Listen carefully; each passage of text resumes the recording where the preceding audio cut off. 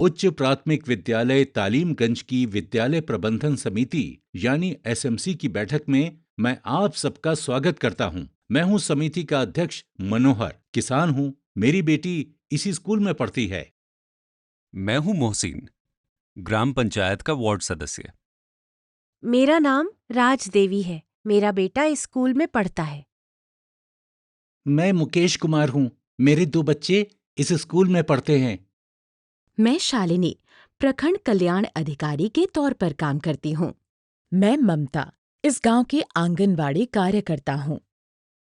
मैं सुमन लता, इस स्कूल की प्रधान अध्यापिका। मैं सतबीर, मैं स्कूल में अध्यापक हूँ। मुझे तो आप सभी जानते ही हैं। मैं हूं सबसे सीधा, सुंदर और शानदार सुरकुमार उर्फ सुरीले। मेरी बेटी स्कूल में पढ़ती है। आपको कौन नहीं जानता सुरीले भैया?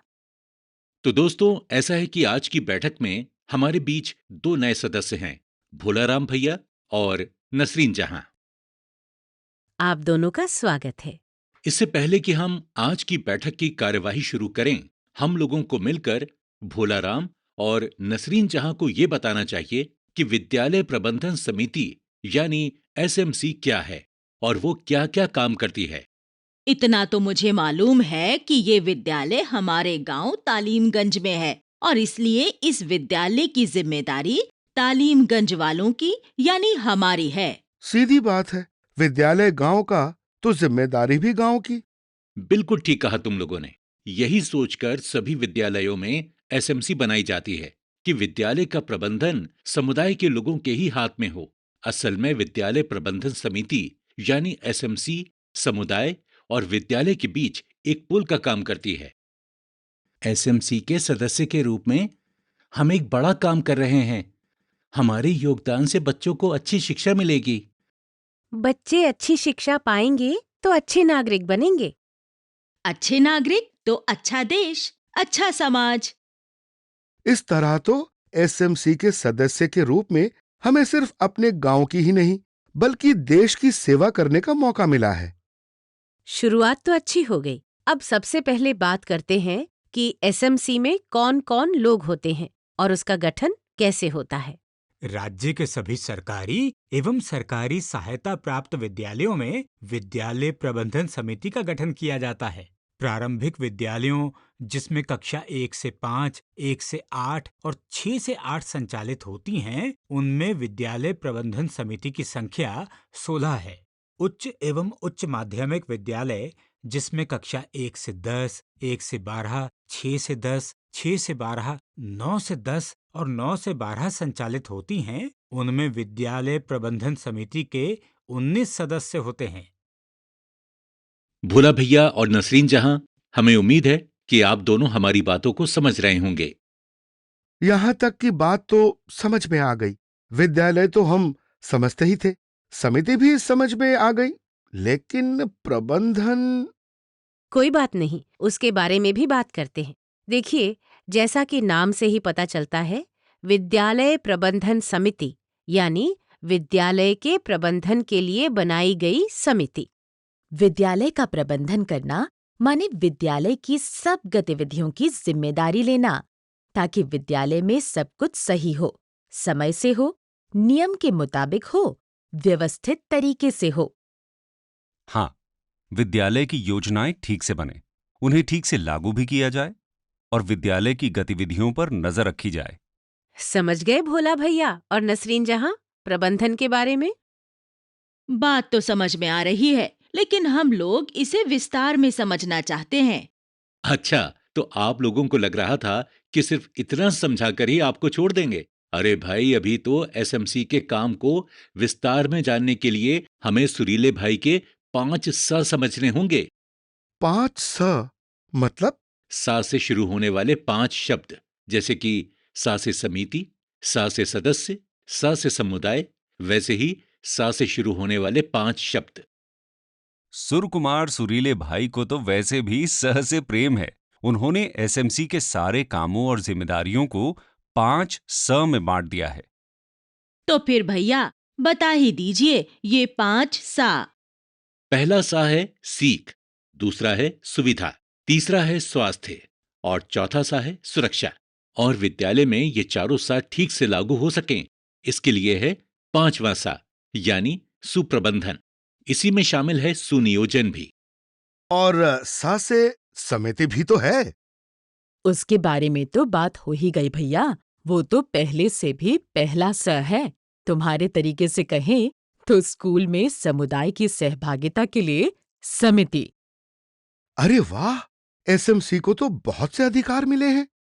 बिल्कुल भोला भैया, लेकिन अधिकारों के साथ साथ जिम्मेदारियां भी जुड़ी हुई हैं। एसएमसी के सदस्य के तौर पर हमारी कई शक्तियां, कई जिम्मेदारियां और कई तरह की जवाबदेही है। अरे सुरीले, तुम तो कह रहे थे कि सभी पांच सा पर गीत बनाओगे। कोई गीत बना कि नहीं? एक नहीं, बहुत से गीत बना लिए हैं मैंने। आज जितनी भी बात होगी मेरे गीत चलते रहेंगे। अब तक जितनी बात हुई उसके ऊपर गीत सुनिए। अरे अब सुनाइए भी सुरीले भैया। सीख और सुविधा, स्वास्थ्य सुरक्षा, ये सब देखे समिति हमारी। विद्यालय की हर गतिविधि के सुप्रबंध की जिम्मेदारी। आरटीई में एसएमसी को मिले बहुत अधिकार है, लेकिन अधिकारों के संग आती है जवाबदेही, जिम्मेदारी। अरे वाह, क्या बात है सुरीले भैया। सबसे सरल, सहज, सुंदर और सुरीला, सुरों से सितारे सजा दिया आपने। तो तुम्हें भी मालूम है कि सुरीले से कैसे स करते हुए बात करनी है। दीदी, अब तो ये बात सबको मालूम है। सुरीले ने आगे की बातचीत के लिए माहौल बना दिया है। तो आइए एक एक करके इन सभी 5 स को समझते हैं।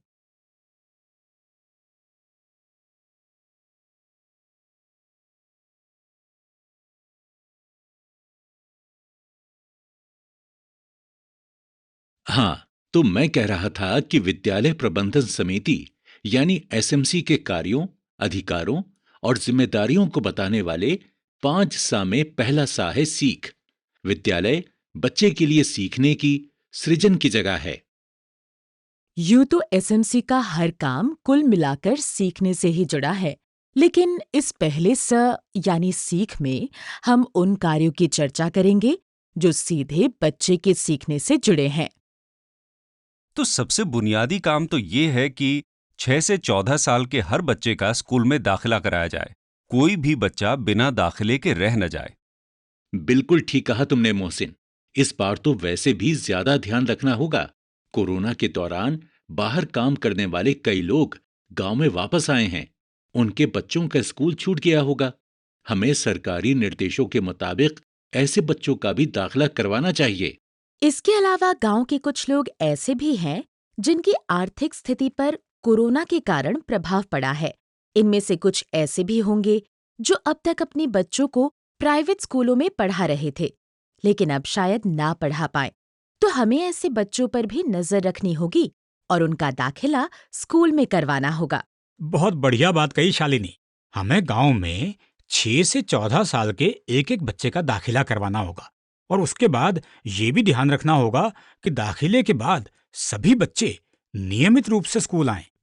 बिल्कुल ठीक। बच्चे का स्कूल में सिर्फ दाखिला हो जाना ही काफी नहीं है, उसकी नियमित उपस्थिति भी जरूरी है। और हाँ, एसएमसी को ये भी देखना चाहिए कि किसी भी बच्चे की पढ़ाई बीच में छूट ना जाए। ये तो हम जानते ही हैं कि कोरोना की वजह से बहुत लंबे समय तक स्कूल बंद रहे हैं। इससे बच्चों के ड्रॉप आउट होने की संभावना बढ़ गई है। ऐसे में एसएमसी के सदस्यों को हर बच्चे के परिवार तक जाना होगा ताकि एक भी बच्चा ड्रॉप आउट ना हो जाए। उन बच्चों पर खास ध्यान देना होगा जिनका इस बार दाखिला होना है। ये तो रही कोरोना की वजह से ड्रॉप आउट की बात। हमें ये भी ध्यान रखना होगा कि बाल विवाह या बाल मजदूरी के कारण भी कुछ बच्चों की पढ़ाई छूट सकती है। बिल्कुल, ये काम तो हमें करना ही है। आप लोगों को याद है कि कैसे पिछले साल ही हम लोगों ने मोहिनी की पढ़ाई छूटने से बचाया था? हाँ, मोहिनी के घर में शादी थी। घर का काम बढ़ा तो मोहिनी का विद्यालय आना बंद हो गया। तब हम जाकर मोहिनी के माता पिता से मिले। बात उनकी समझ में आ गई और मोहिनी फिर से स्कूल आने लगी। और वो राजू? राजू की उम्र 9 साल होने वाली थी, लेकिन उसका दाखिला नहीं हो पाया था। हमने उसे विशेष प्रशिक्षण दिलवाया और उम्र के हिसाब से तीसरी कक्षा में उसका दाखिला करवा दिया। ऐसा भी होता है क्या? हाँ, अगर कोई बच्चा ज्यादा उम्र में विद्यालय में प्रवेश लेता है या बीच में ड्रॉप आउट हो जाता है, तो उसे आयु के हिसाब से कक्षा में दाखिल किया जाता है। साथ ही वो दूसरे बच्चों के बराबर आ सके, इसके लिए उसे विशेष प्रशिक्षण भी दिया जाता है। इसी बात पर कुछ हो जाए सुरीले भैया। हो तो जरूर जाएगा, लेकिन ऐसे कहने से हम कुछ नहीं सुना पाएंगे। अरे भूल गए थे भाई, तो स्वर और संगीत के सबसे सीरियस साधक सुरकुमार सुरीले। एक सुंदर सा सुर सजा दो श्रीमान। ये हुई ना बात। लीजिए सुनिए। 6 से 14 साल के हर एक बच्चे का दाखिला कराएं। बीच पढ़ाई छूट न जाए, विद्यालय में नियमित आए। सही आयु पर एडमिशन से जो बच्चे रह जाते हैं, उन बच्चों को उम्र मुताबिक कक्षा में दाखिला दिलाएं। वाह वाह, क्या खूबसूरती से समझाया है तुमने। वो तो है, लेकिन अभी स से सीख की बात पूरी नहीं हुई। ठीक कहा दीदी। हम ये भी देखते हैं कि विद्यालय में बच्चों के अनुपात में पर्याप्त शिक्षक हों और सभी अध्यापक नियमित रूप से समय पर विद्यालय आएं। हम ये भी देखते हैं कि कक्षा एवं विषय के अनुसार शिक्षण की प्रगति कैसी चल रही है। इसमें अगर कोई दिक्कत है तो हम अध्यापकों के साथ मिलकर उसे दूर करने का प्रयास करते हैं। मतलब? अब मतलब मैं बताता हूँ। जैसे जैसे बच्चे एक कक्षा के बाद दूसरी कक्षा में जाते हैं, उसके हिसाब से उनकी सीख का स्तर बढ़ना चाहिए। उदाहरण के लिए, अगर कोई बच्चा दूसरी कक्षा पास करके तीसरी में जाता है, तो उसे 99 तक के अंक लिखना और पढ़ना आना चाहिए। लेकिन 1 साल बाद, यानी तीसरी कक्षा पास करने के बाद, इस बच्चे को 999 तक के अंक लिखने और पढ़ने आने चाहिए। ये तो थी गणित की बात। ऐसे ही हर विषय के लिए सीख का लक्ष्य तय किया गया है। एसएमसी को ये लक्ष्य हासिल करने में अध्यापकों की मदद करनी होती है। लेकिन अध्यापकों के अलावा दूसरे लोग इसमें कैसे मदद कर सकते हैं? बहुत मदद कर सकते हैं और करते भी हैं। जिन बच्चों का सीख का स्तर कम है, हम उनके अभिभावकों के साथ मिलकर बात करते हैं और बच्चे की सीखने के स्तर में सुधार करने की कोशिश करते हैं। इस बार कोरोना की वजह से वैसे भी हालात मुश्किल हैं। स्कूल भी बहुत दिनों के बाद खुले हैं। ऐसे में हमें पहले से ज्यादा कोशिश करनी होगी कि बच्चों की सीख पर कम से कम असर पड़े।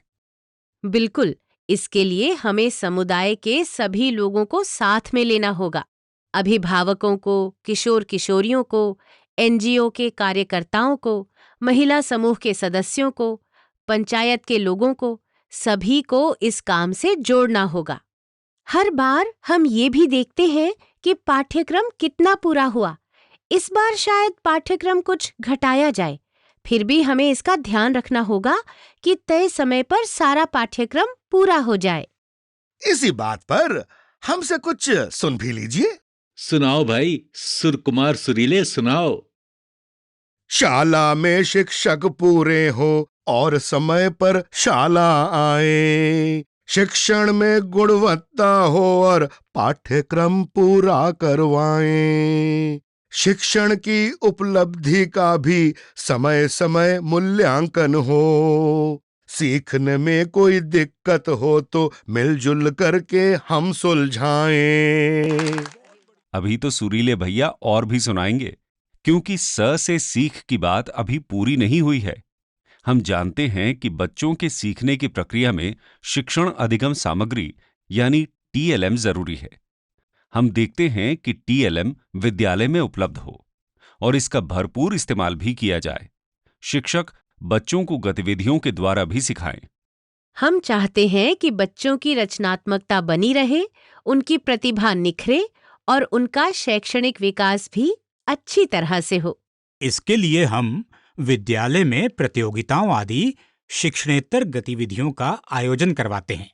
कभी-कभी हम किसी कलाकार, कहानीकार, मूर्तिकार, शिल्पकार इत्यादि को विद्यालय में बच्चों से मिलवाते हैं या बच्चों को उनके पास ले जाते हैं। जैसे पिछले सत्र में हमने पास के गांव में रहने वाली झरना दीदी को विद्यालय में बुलाया था। झरना दीदी कहानियां और कविताएं लिखती हैं। अरे हाँ, उन्होंने बच्चों को अपनी रचनाएं सुनाई भी और उन्हें कहानियां, कविताएं लिखने के तरीके भी बताए। इसके बाद कुछ बच्चों ने कविताएं और छोटी-छोटी कहानियां लिखना भी शुरू कर दिया। ऐसे ही रहमान भैया भी तो आए थे। वही जो कागज के खिलौने बनाते हैं। हाँ, वही। बच्चों को बड़ा मजा आया था उस दिन। और सीखा भी तो कितना बच्चों ने। ऐसे ही बच्चों में आत्मविश्वास लाने के लिए, उनमें सामूहिकता की भावना बढ़ाने और नेतृत्व की क्षमता बढ़ाने के लिए हमने विद्यालय में मीना मंच, राजू मंच और कुछ जगहों पर गार्गी मंच की गतिविधियों को भी बढ़ावा दिया है। मजे मजे में गीत कहानी खेल खेल में पढ़ते जाएं, सहभागी गतिविधियों से और TLM से खूब सिखाएं, कला गीत संगीत आदि से ज्ञान मिले और हुनर बढ़े। अध्यापक शिक्षण की ये सब रोचक विधियां जब अपनाएं। अरे वाह, बहुत अच्छे। अरे कुछ ना कहिए, अभी पूरा नहीं हुआ है। नए नवेले हुनर सिखाएं और आत्मविश्वास बढ़ाएं। विद्यालय के बच्चों को कुछ ऐसे लोगों से मिलवाएं। मीना मंच से सामूहिकता और सामाजिकता आए। विद्यालय के हर एक बच्चे को बेहतर इंसान बनाएं। अरे वाह, अपने सुरीले ने तो कमाल ही कर दिया। सुर सम्राट सुरीले भैया जिंदाबाद जिंदाबाद। तो भैया भोलाराम और नसरीन जहां, आप दोनों स से सीख की बात तो अब समझ ही गए होंगे। बिल्कुल दीदी। ये तो बहुत अच्छी बात है, लेकिन कोरोना को ध्यान में रखते हुए हमें सीखने सिखाने के तौर तरीकों में कुछ बदलाव भी करने होंगे। हमें ये सुनिश्चित करना होगा कि बच्चों का स्वास्थ्य भी प्रभावित न हो और उनके सीखने में भी कमी न आने पाए। इसके लिए अध्यापकों को बच्चों के साथ ज्यादा समय देना होगा, क्योंकि अब बच्चों को दूर दूर बैठना होगा, तो शायद क्लास का स्वरूप भी कुछ बदलना पड़े। कुछ स्थितियों में मोबाइल द्वारा शिक्षा देने के लिए भी खुद को और बच्चों को तैयार करना होगा।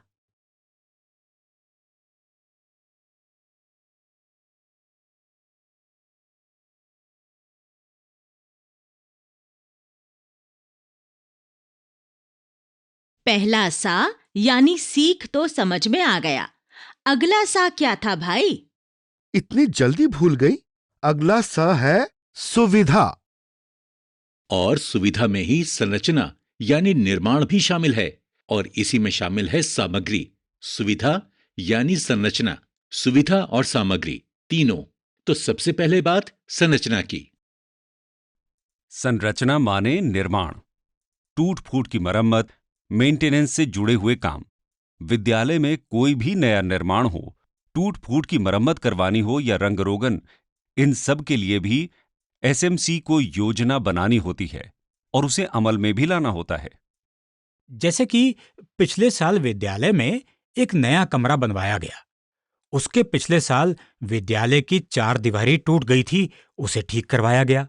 इसके अलावा मरम्मत और रंग रोगन तो नियमित रूप से होता ही है। एक बात तो आप भूल ही गए गुरुजी, खास जरूरत वाले बच्चों के लिए स्कूल में खास शौचालय भी तो बनवाया गया है। और कोरोना को ध्यान में रखते हुए इस बार बच्चों के हाथ धोने के लिए बिना हाथ लगाए पैर से चलने वाले नलों की व्यवस्था भी तो करनी है। ऐसे तो बहुत काम है। मध्याह्न भोजन वाली रसोई में टाइल लगवाई गई है, नालियों की मरम्मत हुई है, लाइब्रेरी की नई अलमारियां आई हैं, कुछ फर्नीचर भी आया है। अरे बस बस, अब सारे काम गिनाओगे क्या? अगर नहीं गिनाएंगे तो अपने काम और जिम्मेदारियों के बारे में ये नए सदस्य जान कैसे पाएंगे? ये बात तो सही है। तो भाई भोलाराम और नसरीन, पिछले साल हमने रसोई और भोजन के स्थान की मरम्मत करवाई। और वो खेल का मैदान भी तो ऊबड़ खाबड़ था, बरसात में उसमें पानी भी भर जाता था, उसे भी तो एसएमसी ने ठीक करवाया। बच्चों के समुचित विकास के लिए पढ़ाई के साथ खेलकूद भी तो जरूरी है। हम लगातार ये भी देखते हैं कि शौचालय ठीक हालत में है या नहीं। इसी तरह बच्चों के बैठने की व्यवस्था, पीने का पानी, बिजली की व्यवस्था, इन सब पर भी ध्यान रखते हैं। इस बार तो कोरोना की वजह से वैसे भी बच्चों के दूर दूर बैठने की व्यवस्था करनी है। हाथ धोने की ऐसी व्यवस्था करनी होगी जिसमें बच्चों को नल पर हाथ ना लगाना पड़े। पूरे स्कूल को सैनिटाइज करने की व्यवस्था भी करनी है। बच्चों की मदद से क्यारियां, किचन गार्डन आदि बनवाए। इससे विद्यालय के सौंदर्यीकरण में मदद भी मिली और किचन गार्डन से मिड डे मील के लिए थोड़ी बहुत सब्जियां, धनिया मिर्च वगैरह भी मिलने लगी। सुविधा का ही एक हिस्सा है सामग्री।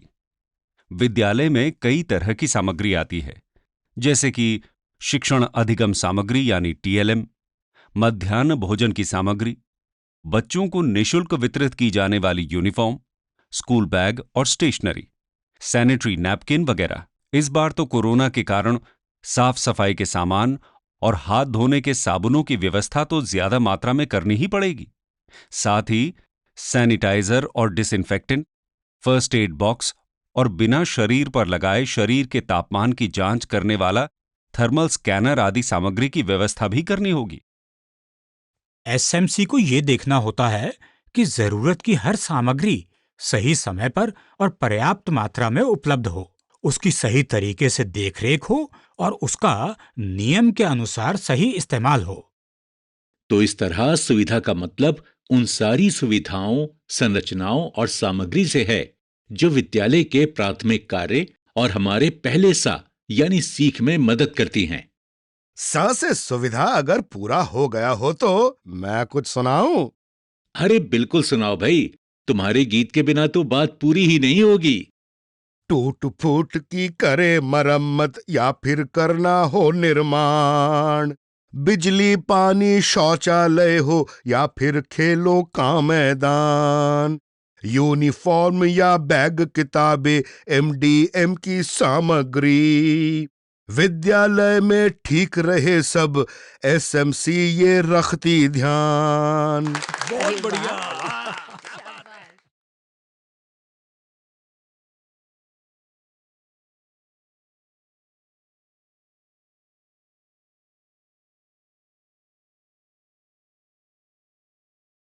सुप्रबंधन का मतलब है स्कूल का अच्छे से प्रबंधन, मैनेजमेंट।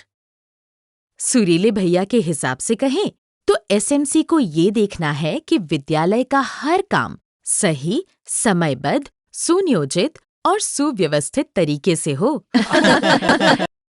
अरे वाह शालिनी, तुमने तो सुरीले की स को बहुत अच्छे तरीके से अपना लिया है। बहुत बढ़िया। तो भाई चलिए सुप्रबंधन की बात शुरू करें। और सुप्रबंधन की बात शुरू होगी सुनियोजन से। सुनियोजन माने अच्छी तरह से नियोजन।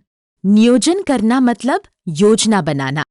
विद्यालय की सब गतिविधियां ठीक तरीके से चलें, इसके लिए जरूरतों का अनुमान लगाना, उनके हिसाब से योजना बनाना, ये हुआ सुनियोजन। वैसे तो हम लोग लगातार योजना बनाते हैं, लेकिन सुनियोजन से जुड़ी हुई सबसे महत्वपूर्ण गतिविधि है विद्यालय विकास योजना। ये विद्यालय की 3 साल की योजना होती है। पिछले साल ही तो हमने विद्यालय की जरूरतों का अनुमान लगाते हुए विद्यालय विकास योजना बनाई है।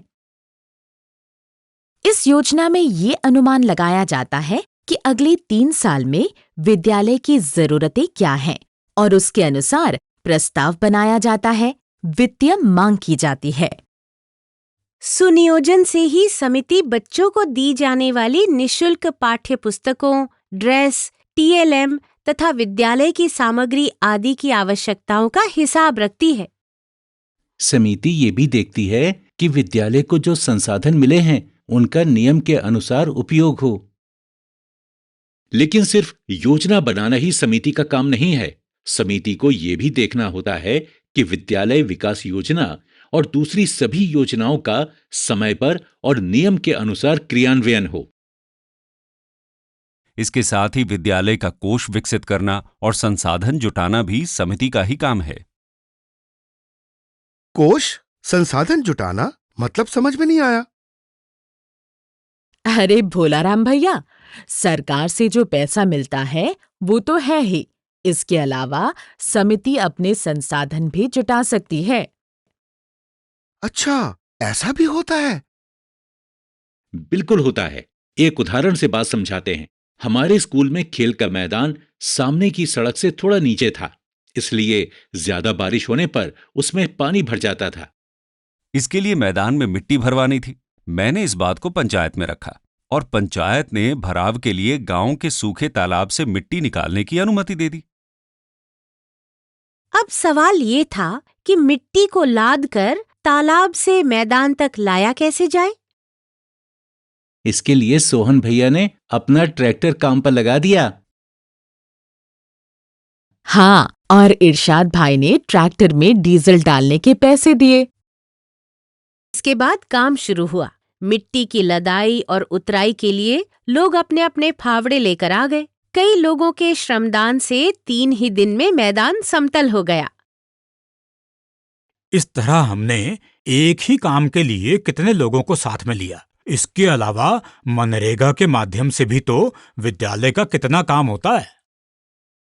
विद्यालय में ऐसे ऐसे कई काम हुए हैं, जैसे वो गोविंद राम ने अपनी माताजी की याद में बच्चों के खाने की जगह पर शेड लगवाया।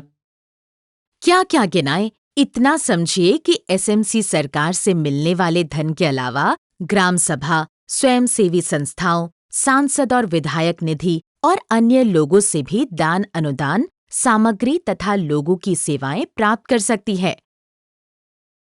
इससे विद्यालय के लिए संसाधन तो जुटते ही हैं, स्कूल के कामकाज में सबकी सहभागिता यानी हिस्सेदारी भी बढ़ती है। विद्यालय की गतिविधियों में समुदाय को शामिल करना, उनकी सहभागिता बढ़ाना, ये भी तो समिति का एक बड़ा काम है। बिल्कुल, एसएमसी बनाने के पीछे तो मकसद ही यही है कि विद्यालय के प्रबंधन में समुदाय के लोगों की सहभागिता बढ़े। लेकिन एक बात तो रह ही गई। वो क्या दीदी? हमने संसाधन और कोष की बात तो कर ली, लेकिन जब स्कूल के कोष की बात होगी तो हिसाब किताब की बात भी होगी, संसाधनों की बात होगी तो उनके सही इस्तेमाल की बात भी होगी। बिल्कुल सही कहा आपने। एसएमसी विद्यालय के खर्चों के बारे में निर्णय भी लेती है और खर्च का हिसाब किताब, लेखा जोखा भी रखती है। हमें यह भी देखना होता है कि विद्यालय का पैसा और संसाधन सही तरीके से और नियमों के अनुसार खर्च हो रहे हैं या नहीं। और इतने सारे काम करने के लिए एसएमसी को समय समय पर अपनी बैठक भी करनी पड़ती है। बैठक हमारे काम का बहुत जरूरी हिस्सा है। हम लोग बैठक की अच्छे से तैयारी करते हैं। सबकी सुविधा के हिसाब से बैठक का दिन, समय और तारीख ये सब तय किया जाता है। हम ध्यान रखते हैं कि बैठकें नियमित हों और सभी सदस्य बैठक में भाग लें। फिर जब बैठक शुरू होती है तो सबसे पहले हम पिछली बैठक में लिए गए निर्णयों की समीक्षा करते हैं, जैसे क्या क्या काम हुए, क्या क्या रह गए, क्या कमी थी, उसे कैसे सुधारा जाए। इसके बाद हम आगे की योजना पर चर्चा करते हैं। इसमें पिछले छूटे हुए कामों को भी जोड़ते हैं। हर काम के लिए जिम्मेदारियां तय होती हैं। और हाँ, हर बैठक में अगली बैठक का समय और तारीख भी तय हो जाती है। एक बैठक से दूसरी बैठक के बीच में हम बैठक में लिए गए निर्णयों को अमल में लाते हैं, उनका फॉलो अप करते हैं। और हाँ, एक जरूरी बात और, एसएमसी को इन बैठकों का रिकॉर्ड भी रखना होता है। तो भैया, सारी बातें हो गई सुप्रबंधन के बारे में। देखते हैं कि सुरीले का गीत तैयार है या नहीं। हमारा गीत हर समय तैयार रहता है, सुनिए। विद्यालय का विकास कैसे हो, ये सब योजना बनाएं। जितना भी हो सके समिति से अपने संसाधन भी जुटाएं।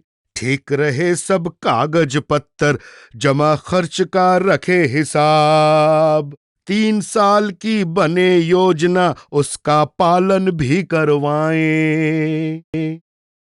तो भाई, विद्यालय प्रबंधन समिति यानी एसएमसी के कार्यों और जिम्मेदारियों के बारे में हम लोगों ने चर्चा तो खूब विस्तार से की, लेकिन नए सदस्यों को कुछ समझ भी आया या नहीं? सब कुछ अच्छी तरीके से समझ में आ गया भैया। सबने खूब अच्छे तरीके से समझाया। और जो कुछ कमी थी उसे सुरीले भैया के गीतों ने पूरा कर दिया। आप सभी लोगों का धन्यवाद। अरे धन्यवाद कैसा नसरीन दीदी, आपके और भोलाराम भैया के बहाने सभी ने समिति के कार्यों और जिम्मेदारियों को एक बार फिर से दोहरा लिया। तो फिर मैं भी सबसे पहले की बात को फिर से दोहरा दूं? बिल्कुल सुरीले भैया, ये तो बहुत बढ़िया रहेगा। सीख और सुविधा, स्वास्थ्य सुरक्षा, ये सब देखे समिति हमारी। विद्यालय की हर गतिविधि के सुप्रबंध की जिम्मेदारी। आरटीई में एसएमसी को मिले बहुत अधिकार है, लेकिन अधिकारों के संग आती है जवाबदेही जिम्मेदारी।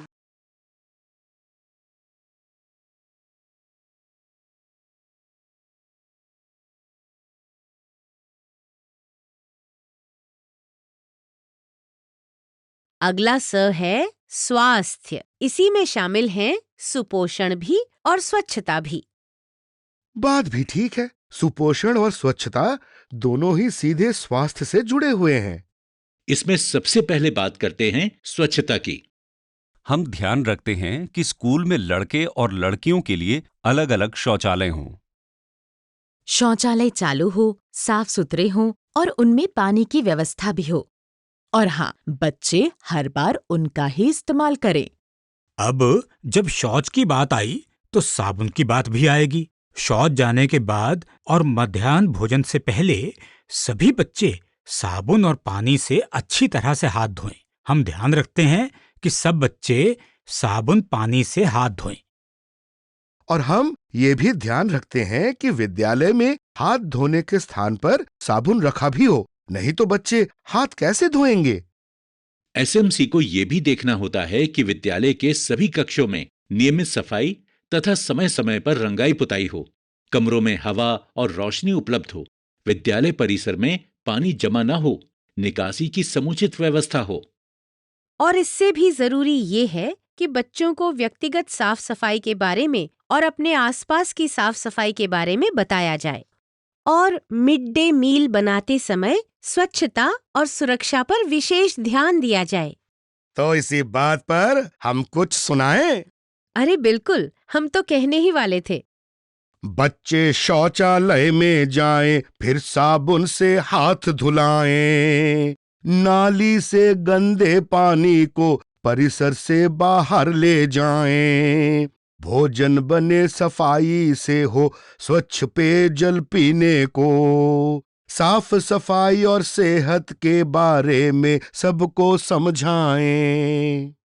बहुत अच्छे से सारी बात बता दी आपने सुरीले भैया, लेकिन एक जरूरी बात और है। वो जरूरी बात है बड़ी होती किशोरियों के लिए माहवारी प्रबंधन। अरे हाँ, बढ़ती बच्चियों के लिए हमने सैनिटरी नैपकिन की व्यवस्था भी तो कराई। बच्चियों को पैड बदलने में सुविधा हो, इसके लिए बाथरूम को भी ठीक करवाया। और साथ ही सैनिटरी नैपकिन के निस्तारण की भी उचित व्यवस्था की गई। AWW बहन और ANM दीदी ने बच्चियों को माहवारी प्रबंधन के बारे में भी तो बताया। और इसका परिणाम ये हुआ कि अब माहवारी के दिनों में बच्चियों का स्कूल नहीं छूटता। सुरीले भैया, इस बात पर भी आपकी ओर से कुछ होना चाहिए। बिल्कुल, हम तो हर समय तैयार है। लो सुनो, माहवारी होने पर बच्ची क्या क्या करे बताया जाए। पैड दिलाए, जगह बनाए, निस्तारण का करे उपाय। मासिक का हो ठीक प्रबंधन, हर एक बिटिया स्वस्थ रहे। एक दिन भी स्कूल न छूटे, ऐसे सारे करो उपाय। अरे वाह, बहुत बढ़िया। कितने सहज शब्दों और सुंदर शैली में सुर लगाया सुरीले भैया ने। ये तो हुई माहवारी प्रबंधन की बात। अब चर्चा करते हैं स से स्वास्थ्य के तहत आने वाली एक और बात, यानी सुपोषण की। सही बात है, सेहत की बात पोषण के बिना कैसे पूरी हो सकती है? तो हम देखते हैं कि बच्चों को मिलने वाला मध्याह्न भोजन मेन्यू के अनुसार बने, उसे साफ सफाई के साथ बनाया जाए। बच्चों में आयरन की कमी ना होने पाए, इसके लिए उन्हें आयरन की गोलियां दी जाएं और बच्चे इन्हें खाएं भी। इसी तरह निःशुल्क दी जाने वाली कीड़े की दवा भी बच्चों के लिए उपलब्ध हो। हमारी कोशिश रहती है कि पोषण, एनीमिया तथा माहवारी प्रबंधन के बारे में अध्यापकों, अभिभावकों और बच्चों को जानकारी मिले और वे इस जानकारी को व्यवहार में भी उतारें। तो सुपोषण की स्वादिष्ट बात पर हो जाए सुरीले भैया की सरगम। हम तो तैयार है हरदम। मेन्यू के अनुसार हो भोजन, साफ सफाई से बनवाएं। आयरन और कीड़े की गोली सारे बच्चे नियम से खाएं। खान पान और एनीमिया के बारे में बच्चे जाने। पोषण ठीक रहे तभी तो बच्चे ठीक से पढ़ भी पाएं। आप तो कमाल हैं सुरीले भैया। नाम ना बदलो हमारा, हम कमाल नहीं हैं, सुरीले हैं। ये तो हुई आम दिनों में स्वास्थ्य की बात, लेकिन आजकल तो स्वास्थ्य से जुड़ा सबसे बड़ा संकट कोरोना के रूप में सामने आ गया है। जब तक ये बीमारी रहती है, तब तक हमें कई अतिरिक्त व्यवस्थाएं भी करनी होंगी। बिल्कुल ठीक कहा आपने। स्कूल खुलने से पहले स्कूल की सभी खुली, अधखुली और बंद जगहों की साफ सफाई का काम पूरा करना होगा। जिस भी चीज पर किसी के भी हाथ लग सकते हैं, उन सभी सतहों को रोजाना बार बार साफ करना जरूरी है। देखना होगा कि हाथ धोने के लिए हर समय पानी उपलब्ध हो, टॉयलेट चालू हों, साफ सुथरे हों और उनमें पानी का पर्याप्त इंतजाम हो। उन्हें समय समय पर साफ किया जाए। हमें ये भी देखना होगा कि बच्चे, अध्यापक और विद्यालय में आने वाले सभी लोग हर समय मास्क पहने रहें, समय समय पर साबुन और पानी से हाथ धोते रहें। थर्मल स्कैनर से भी सभी बच्चों और अध्यापकों और विद्यालय में आने वाले हर व्यक्ति के शरीर के तापमान की जांच की जाए। साथ ही हमें ये भी सुनिश्चित करना होगा कि विद्यालय में तथा विद्यालय से घर के रास्ते में बच्चे कम से कम 1 मीटर की दूरी बनाए रखें। घर से बाहर निकलने से पहले मास्क पहन लें और रास्ते में, विद्यालय में पूरे समय और वापस घर जाने के रास्ते में मास्क पहने रहें। कक्षा में बच्चों के बैठने की व्यवस्था इस तरह ही करनी होगी ताकि किन्हीं 2 बच्चों के बीच 1 मीटर से कम दूरी न हो। इसके लिए कक्षा में रंग से गोले बनाने होंगे। अच्छा, ये बताओ भोला और नसरीन, बात समझ में आ रही है या नहीं? बिल्कुल, सब कुछ समझ में आ रहा है कि हमारी यानी एसएमसी की क्या-क्या जिम्मेदारियां हैं। बस एक बात मुझे जोड़नी थी। हाँ हाँ, बताओ बताओ। स्वास्थ्य से जुड़ी हुई एक और बात मुझे याद आई। वो है बच्चों का व्यायाम और खेलकूद। वो भी तो जरूरी है बच्चों की सेहत और विकास के लिए। अरे हाँ, ये जरूरी बात बताना तो हम सब भूल ही रहे थे। हम ये भी ध्यान रखते हैं कि विद्यालय में बच्चों को व्यायाम सिखाया जाए, उनके लिए खेलकूद की जगह भी हो और जरूरी सामान भी। तभी तो हमने पिछले साल खेल का मैदान ठीक करवाया था। उसी से तो मुझे भी याद आया दीदी। इसका मतलब ये है भोला भैया कि आप और नसरीन आपा सब बात ध्यान से सुन रहे हैं। तो क्या अब तक तुम्हें लग रहा था कि हम ध्यान से नहीं सुन रहे हैं, हाँ?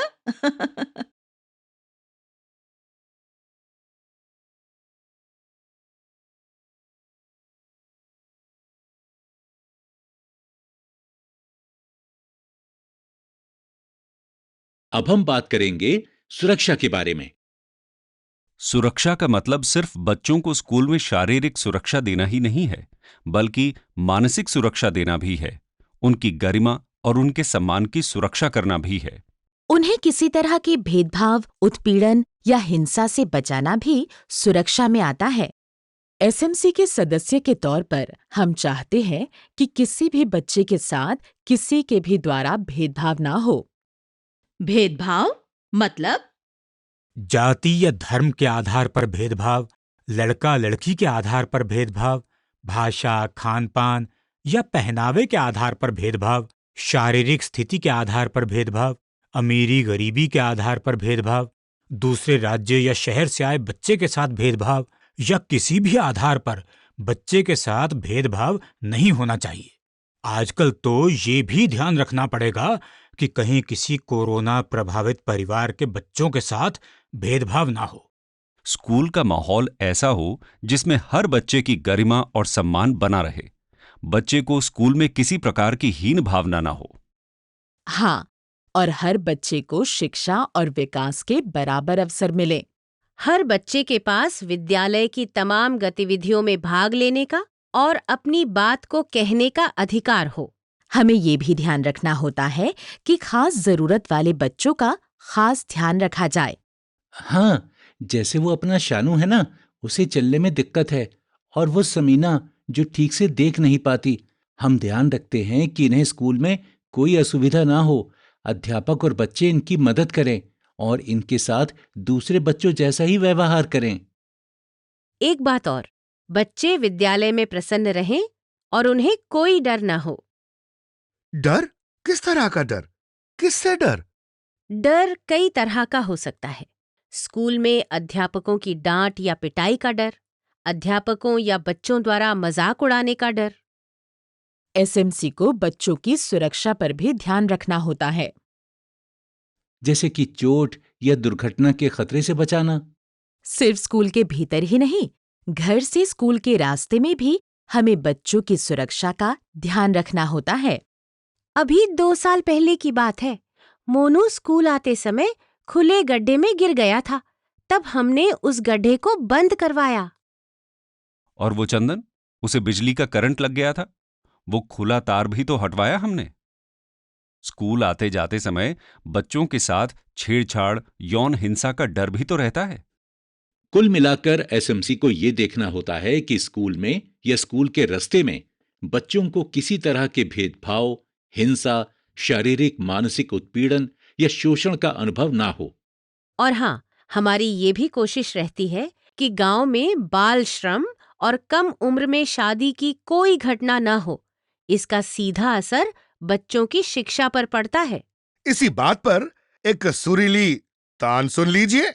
तो फिर सुरीले भैया सुना दीजिए समिति के बारे में सबसे सुरीली तान। हर एक बच्चा विद्यालय में बराबरी के अवसर पाए, भेदभाव या उत्पीड़न या शोषण का भय नहीं सताए, दंड न हो, अपमान न हो कोई हीन भावना, किसी तरह का डर ना हो, सब खुशी खुशी विद्यालय आए। अरे वाह!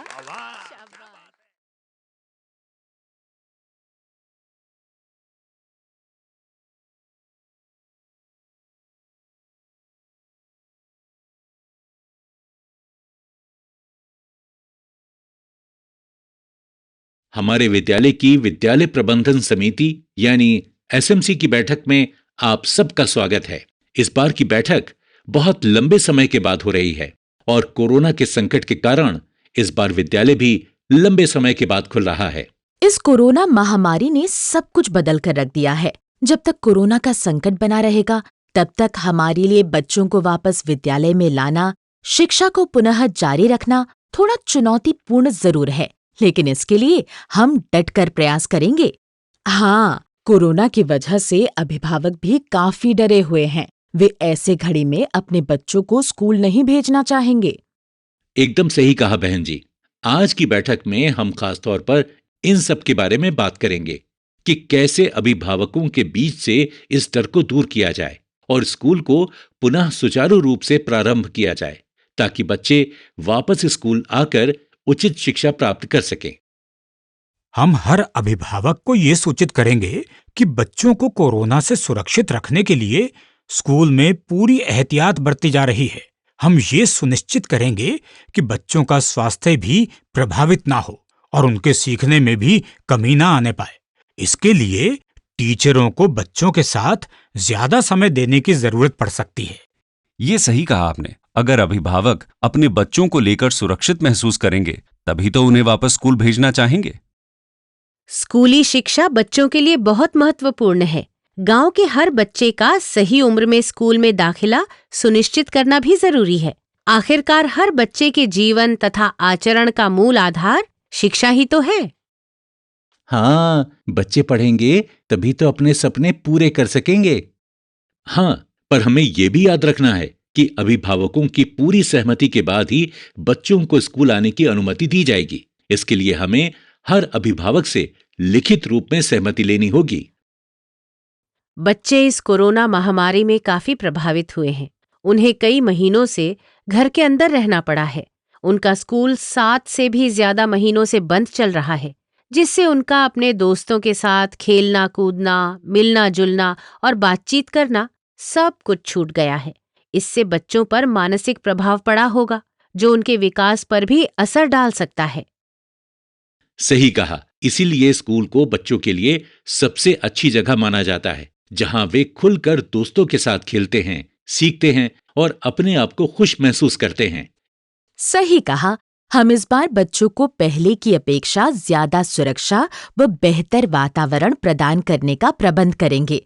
उन्हें खेलने कूदने व मनोरंजन के लिए अतिरिक्त सुविधाएं भी मुहैया कराएंगे, जिससे उनके अंदर हर रोज स्कूल आने की इच्छा बनी रहे। हमें शिक्षा के अलावा उनके मनः स्थिति को समझना और उनसे बातचीत करना जरूरी है। केवल उनका पाठ्यक्रम पूरा करने पर ही ध्यान नहीं रखना है, बल्कि टीचर को अतिरिक्त समय देकर उनके सीखने के स्तर को बढ़ाने की जरूरत है। केवल टीचर को ही नहीं, बल्कि स्कूल काउंसलर और स्वास्थ्य कार्यकर्ता आदि को बच्चों की भावनात्मक सुरक्षा सुनिश्चित करने के लिए एकजुट होकर काम करने की जरूरत है। बच्चों को सहज बनाने के लिए कक्षा में कुछ योगासनों का अभ्यास भी तो कराया जा सकता है। बच्चों के अलावा शिक्षकों को भी अपने स्वयं के मानसिक तनाव को कम करने के लिए सक्रिय कदम उठाने होंगे। स्कूल में बच्चों का मूल्यांकन अलग अलग तरीकों से भी किया जा सकता है, जैसे कि रोल प्ले, नृत्य कला, प्रश्नोत्तरी प्रतियोगिता, पहेलियां और तरह तरह के खेल और प्रस्तुतियां इत्यादि। इसके साथ ही टीचर को कोविड-19 और संबंधित मिथकों, सामाजिक भेदभाव और आशंकाओं के बारे में सभी बच्चों से बात करनी चाहिए और उन्हें सचेत करना चाहिए। स्कूल बंद होने की वजह से बच्चों के ड्रॉप आउट होने की संभावना भी बढ़ गई है। हमें ये भी सुनिश्चित करना होगा कि कोई भी बच्चा ड्रॉप आउट ना होने पाए। हाँ, इसके अलावा गांव के कुछ लोग ऐसे भी हैं जिनकी आर्थिक स्थिति पर कोरोना के कारण प्रभाव पड़ा है। इनमें से कुछ ऐसे भी होंगे जो अब तक अपने बच्चों को प्राइवेट स्कूलों में पढ़ा रहे थे, लेकिन अब शायद ना पढ़ा पाए। तो हमें ऐसे बच्चों पर भी नजर रख उनका दाखिला स्कूल में करवाना पड़ेगा। बहुत बढ़िया बात कही शालिनी। हमें इस बात की जिम्मेदारी लेनी है कि गांव में 6 से 14 साल का हर एक बच्चा नियमित रूप से वापस स्कूल आए। बिल्कुल ठीक। इसके अलावा जैसा कि हम जानते हैं कि इस लॉकडाउन के दौरान भी बच्चों की ऑनलाइन कक्षाएं चलाई गईं, परंतु कुछ परिवार ऐसे भी थे जिनके बच्चे इससे वंचित रह गए। हमें उन्हें वापस स्कूल आने के बाद उन पर विशेष ध्यान देना है और उनका पाठ्यक्रम अलग से पूरा कराने की कोशिश की जाएगी, ताकि वे भी अन्य बच्चों के बराबर आ सकें। बच्चों के दाखिले के बारे में हमें एक और बात याद रखनी है। वो क्या राजदेवी? कोरोना के दौरान बहुत सारे प्रवासी मजदूरों के परिवार गांव में वापस आए हैं। उनके बच्चों का स्कूल छूट गया होगा। उन परिवारों से खासकर बात करेंगे और उनके बच्चों का पुनः दाखिला उचित कक्षा में कराएंगे ताकि उनकी पढ़ाई जारी रखी जा सके। इन सब के साथ ही हमें जरूरतमंद बच्चों जैसे कि बेघर, दिव्यांग और कोविड-19 के कारण मृत या अस्पताल में भर्ती होने वाले परिवार पर भी विशेषकर ध्यान देने की जरूरत है। हाँ, इन सब के अलावा हमें यह भी ध्यान रखना है कि बाल विवाह या बाल मजदूरी के कारण भी कुछ बच्चों की पढ़ाई छूट सकती है। विशेषकर हमें लड़कियों पर ज्यादातर ध्यान देना पड़ेगा और अभिभावकों से चर्चा करनी होगी कि शिक्षा लड़का और लड़की दोनों के लिए जरूरी है। शिक्षकों और माता-पिता व छात्रों के बीच सप्ताह में कम से कम 2 से 3 बार किसी न किसी तरह बातचीत करना बहुत जरूरी है, जिससे बच्चों की घर पर भी सीखने सिखाने की प्रक्रिया जारी रहे। ये तो तुमने बहुत जरूरी बात याद दिलाई। इसके अलावा हम ये भी देखेंगे कि बच्चों को स्कूल से मिलने वाली सभी सुविधाएं नियमित रूप से मिलती रहें, जैसे कि मिड डे मील, छात्रवृत्ति, मुफ्त ड्रेस, किताबें आदि। इन सब के अलावा एक बात और, शिक्षकों और छात्रों को प्रज्ञता दिशा निर्देश का उपयोग करने के बारे में भी बताया जा सकता है ताकि वे डिजिटल और ऑनलाइन शिक्षा के बारे में भी जागरूक हो सकें। और हाँ, साथ ही छात्रों और अभिभावकों को इंटरनेट के माध्यम से दीक्षा ऐप के द्वारा सामग्री के पीछे दिए गए QR कोड की मदद से डाउनलोड किए जाने वाले पाठ्यक्रम सामग्री या पुस्तकों के बारे में भी सूचित करना होगा, जिससे वे आसानी से इसे प्राप्त कर सकें। तो भाई, ये तो रही बच्चों को वापस स्कूल ले आने व उनके दाखिले की बात। लेकिन कोरोना की इस महामारी की स्थिति में बच्चों की सुरक्षा भी हमारी सबसे बड़ी जिम्मेदारी है। जब तक ये बीमारी रहती है, तब तक हमें स्कूल में कई अतिरिक्त व्यवस्थाएं भी करने की जरूरत है।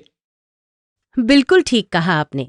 स्कूल खुलने से पहले स्कूल की सभी खुली, अधखुली और बंद जगहों की साफ सफाई का काम पूरा करवाएंगे। जिस भी चीज पर किसी के भी हाथ लग सकते हैं, उन सभी सतहों को रोजाना बार-बार साफ करना जरूरी है। हमें ये भी देखना चाहिए कि बच्चे, टीचर और विद्यालय में आने वाले सभी लोग हर समय मास्क पहने रहें, समय समय पर साबुन और पानी से हाथ धोते रहें, थर्मल स्कैनर से सभी बच्चों और टीचरों और विद्यालय में आने वाले हर व्यक्ति के शरीर के तापमान की जांच की जाए। कक्षा में बच्चों के बैठने की व्यवस्था इस प्रकार हो कि 2 बच्चों के बीच कम से कम 2 गज की दूरी हो। ये दूरी प्रार्थना यानी असेंबली के समय, खेलकूद के समय, लाइब्रेरी में और घर से विद्यालय आने जाने के समय भी बनी रहे। बच्चे खेल भी इस तरह के खेलें जिसमें वे एक दूसरे के निकट न आएं और उन्हें किसी भी बच्चे की छुई हुई किसी चीज जैसे कि गेंद आदि को छूना ना पड़े। जिन विद्यालयों में स्कूल बस आदि वाहन से बच्चे आते हैं, वहां वाहन में भी बच्चों के बीच कम से कम 2 गज की दूरी रहे। बच्चे हर समय मास्क पहने रहें तथा वाहन को डिसइंफेक्ट करने की व्यवस्था भी करेंगे। ये तो रही बच्चों के सुरक्षा की बात। इसके साथ ही एक अहम बात और, हमें बच्चों और अभिभावकों को कोरोना के लक्षणों के बारे में जानकारी भी देनी होगी। कोरोना से प्रभावित व्यक्ति को खांसी, जुकाम और बुखार आता है। किसी किसी को सांस लेने में दिक्कत भी होती है। ये लक्षण दिखते ही उस व्यक्ति को अपने आप को घर के अन्य लोगों से अलग कर लेना चाहिए और स्वास्थ्य कार्यकर्ताओं से संपर्क करना चाहिए। इन सब बातों से अभिभावकों के बीच भी सतर्कता बढ़ेगी और वो अपना और परिवार का ध्यान रख सकेंगे। आज की बैठक में जो भी बातें तय की गईं, उन्हें हम जल्द ही अमल में लाएंगे ताकि स्कूल व्यवस्थित तरीके से शुरू हो सके।